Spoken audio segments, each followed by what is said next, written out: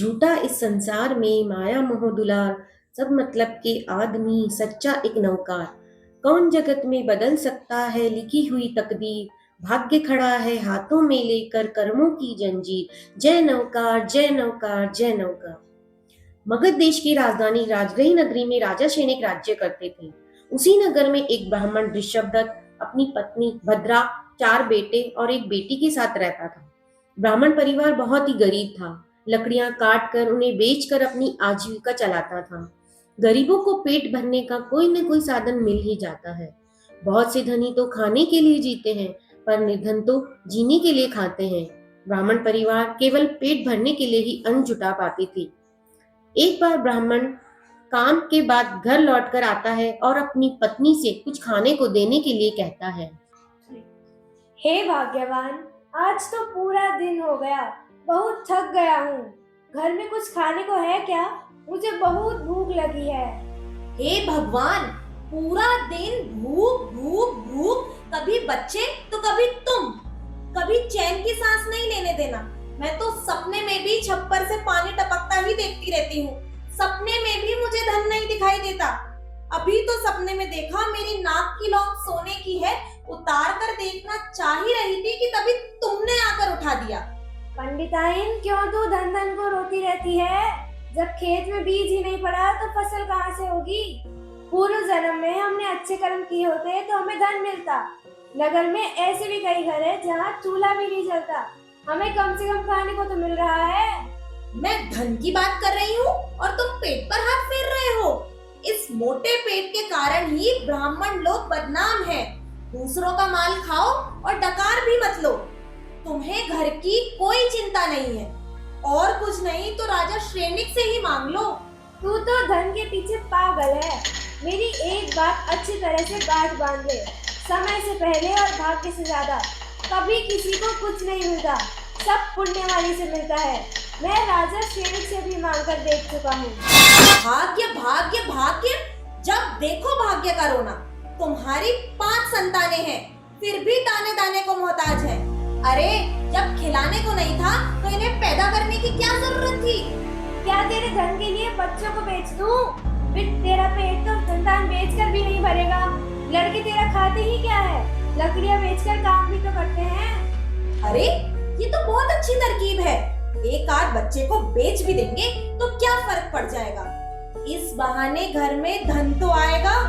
अगर भरपूर धन मिल जाए तो मैं किसी लड़के को तुरंत बेच दूं। दोनों समय पेट भर के खाना तो मिलेगा और साथ में धन भी। वाह, ये लो रोटी।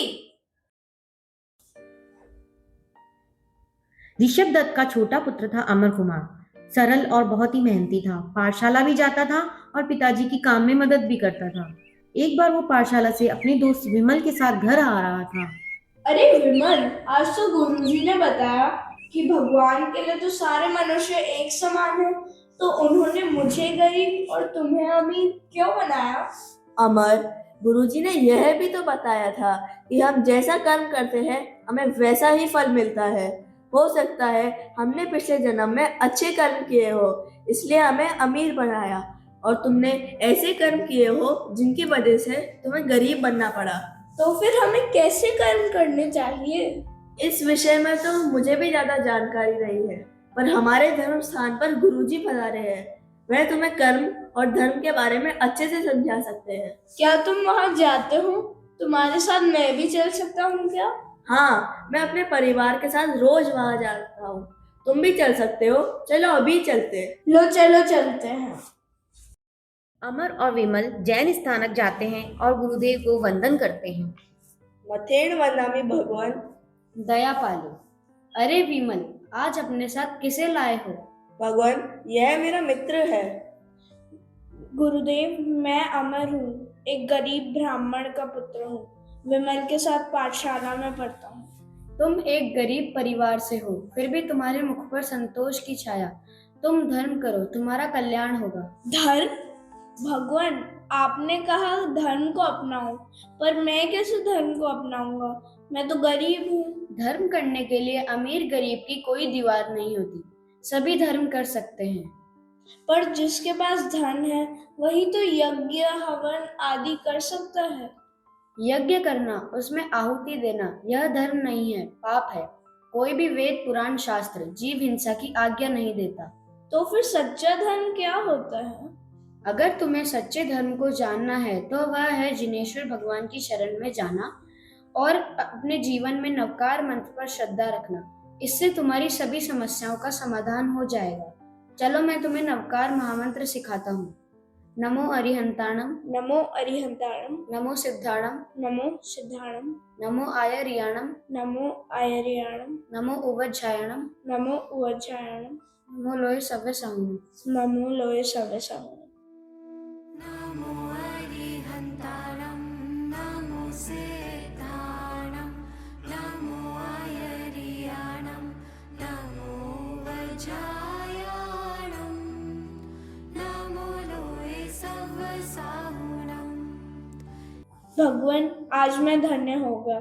अब से मैं रोज नवकार मंत्र का जाप करूंगा और जिनेश्वर भगवान की शरण में सारे सुखों को प्राप्त करूंगा। तेरा कल्याण हो, तू शिव सुख प्राप्त करे, दया पालो। राजा शेनिक ने एक भव्य और रत्न जड़ित महल का निर्माण कार्य आरंभ करवाया, पर न जाने क्यों किसी अदृश्य शक्ति के कारण महल की दीवारें रातों रात गिर जाती। दिन में बनती, रात में गिर जाती। ये देख राजा चिंतित हुए और राजा ने सभी विद्वानों और राज ज्योतिषियों को बुलाकर एक विशेष मंत्रणा सभा का आयोजन किया।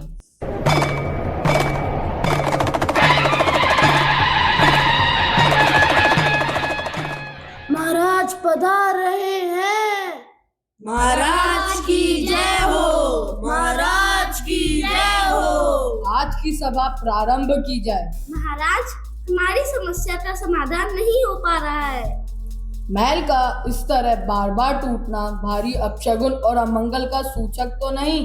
इस विषय में राज ज्योतिषी आप ही अपनी राय दीजिए। राजन, मैंने सारे ग्रह नक्षत्र देख लिए हैं। कुछ अनुष्ठान से अमंगल टाला जा सकता है। जल्दी बताइए, क्या उपाय करना होगा? राजन, महल के बार बार टूटने से यह निश्चय हो चुका है कि महल जिस भूमि पर बना है वह अवश्य ही कोई दैव्य प्रकोप है और देवी किसी कुमार की नर बलि चाहती है। नर की बलि? किसी नर की बलि देना एक और पाप नहीं होगा? फिर सहज में अपने प्राण देगा कौन? नहीं राजन, यज्ञ में बलि देना पाप नहीं है, यह तो धर्म है। इससे आपके दो कार्य सिद्ध हो जाएंगे। देवी भी प्रसन्न होगी और आपको स्वर्ग की प्राप्ति होगी। लेकिन ये नर की बलि का प्रबंध कैसे होगा? महाराज, इसका प्रबंध मैं कर दूंगा। जो माता अपने पुत्र की बलि देगी उसे उसके बराबर ही सोना दिया जाएगा। फिर ठीक है, महायज्ञ की तैयारी शुरू कर दे। सैनिकों, जाओ और राज्य में घोषणा कर दो। जो आज्ञा महामंत्री जी। सैनिक जाकर नगर में घोषणा करते हैं। सुनो सुनो सुनो सुनो सुनो सुनो, पुत्र दो सोना पाओ, पुत्र दो सोना पाओ। राजगृह के निवासियों, महाराज ने महल के निर्माण के लिए महायज्ञ का आयोजन किया है। उसमें अंतिम आहुति के लिए जो माता अपने पुत्र को देगी उसे उसके बराबर सोना दिया जाएगा और वह स्वर्ग को भी प्राप्त करेगी। जीवन भर खर्च न होने वाला धन और परलोक में स्वर्ग, उसके दोनों हाथों में लड्डू। इस अवसर को मत खो। सुनो सुनो सुनो। ये राजघोषणा सुनकर कई माताएं इस प्रकार कहने लगी, नहीं नहीं, हम नहीं देंगे अपने बच्चे, हम नहीं देंगे अपने बच्चे।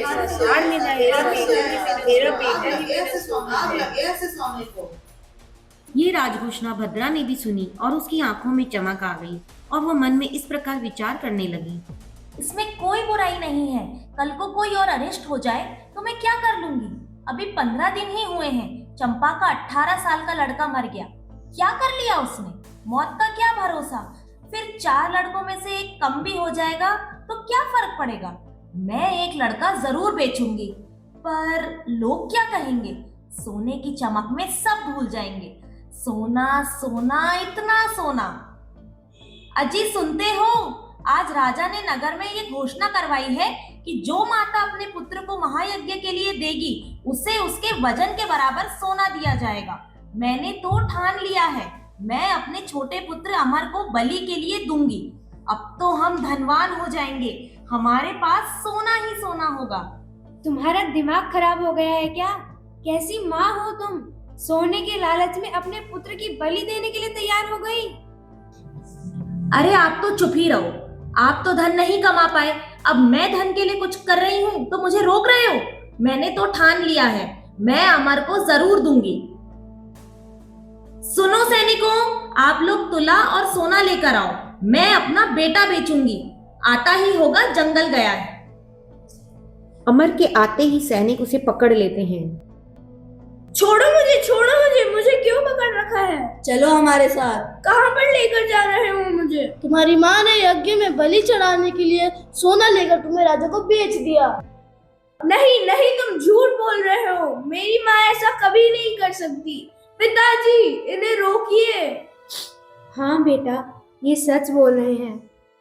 तुम्हारी माँ ने तुम्हें बेचा है। पुत्र पर माँ का अधिकार ज्यादा होता है। मैं बहुत लाचार हूँ, मैं तुम्हें नहीं बचा सकता। मुझे माफ कर दो बेटा। माँ, मुझे मत बेचो माँ। अगर आपको मुझे मारना है तो अपने खुद के हाथों से मार दो माँ। अग्निकुंड में जलाकर तड़पाकर मत मारो माँ। माँ, मुझे मत बेचो माँ, आपकी गोद में पला हूँ मैं। माँ। जिसने जन्म दिया मुझको क्यों उसी ने बेच दिया रे, ओ माता रे काहे बेचारे। माँ यज्ञ की तैयारी चल रही है, चारों तरफ मंत्र बोले जा रहे हैं। अमर को लाया जाता है, एक आसन पर बिठाया जाता है, माला पहनाई जाती है, उसका शुद्धिकरण होता है। अमर यज्ञ कुंड को देखकर जलने की कल्पना से ही भयभीत हो जाता है, उसका रोम रोम कांप उठता है। अमर रो रो कर चारों तरफ देखकर लोगों को इस प्रकार बोलता है। आप सब मुझे जलते हुए कैसे देख सकते हो? क्या इस भीड़ में कोई नहीं है जो मुझे बचा सकता है? बचा लो, कोई तो बचा लो मुझे। अमर की आवाज सुनकर जैन धर्म पर आस्था रखने वाला एक शावक का स्वर गूंजा। हे राजन, ये घोर पाप क्यों कर रहे हो? अधर्म है, पाप है। छोड़ दो इस बालक को, छोड़ दो। जाओ सैनिकों, इनको बाहर निकाल दो। हे वत्स, मेरे वश में कुछ नहीं है। अब तुम्हारी रक्षा सिर्फ धर्म ही कर सकता है, इसलिए धर्म को पकड़े रहो, दुखों को संभाव से सहन करो, नवकार मंत्र का जाप करो। जुनेश्वर भगवान की शरण ही तुम्हें बचा सकती है। अमर नवकार मंत्र का जाप करता रहता है, जिनेश्वर देव की शरण ग्रहण करता है। नमो सिद्धारं नमो आर्याणं। उसकी श्रद्धा से देवलोक के देव का भी आसन डोलता है और वो जिन शासन की रक्षा हेतु अमर को बचाने आते हैं, देवता यज्ञ की अग्नि को ठंडा कर देते हैं और सभी लोगों को वहां पर बेहोश कर देते हैं और राजा को भी देवता मूर्छित कर देते हैं। देवों के जाने के बाद थोड़ी देर बाद सबको होश आता है, वे सभी अमर से माफी मांगते हैं, लेकिन अमर को अब समझ में आ गया कि इस नवकार मंत्र में एक अद्भुत शक्ति है। हे अमर, तुम मुझे माफ कर दो, तुम्हारे पास एक अद्भुत शक्ति है, अब इस राज्य को तुम ही संभालो। राजन, आंखें तो आज मेरी खुली है। ये धन, परिवार, राज सिंहासन, यह सब मोह माया है। मुझे ये सब नहीं चाहिए। अब तो मैं बस जिनेश्वर भगवान की शरण लूंगा और जैन धर्म को अपनाऊंगा। इस तरह अमर कुमार ने श्रद्धा से दीक्षा ली और संयम का पालन कर कर 12वें देवलोक में गए। वहां से वे चरम शरीर बनकर मोक्ष को प्राप्त करेंगे। स्वर्ण की चकाचौंध में अंधा हुआ मनुष्य न तो अपना हित सोच सकता है और न ही अन्य का। लोभ और लालच में डूबकर मनुष्य नरक का अधिकारी बनता है, किंतु जब मनुष्य की अंतरात्मा जागती है तब धन, परिवार व मोह सब छूट जाते हैं। सिर्फ आत्मा अपने परमात्मा को ही देखती है, जैसे अमर कुमार ने किया। जय हो अमर कुमार की, जय हो अमर कुमार की। हमें भी नवकार मंत्र पर अमर कुमार की तरह अटूट श्रद्धा रखनी चाहिए। नमो अरिहन्तानं सिद्धानं आयर्यानं उवझायानं नमो लोये सब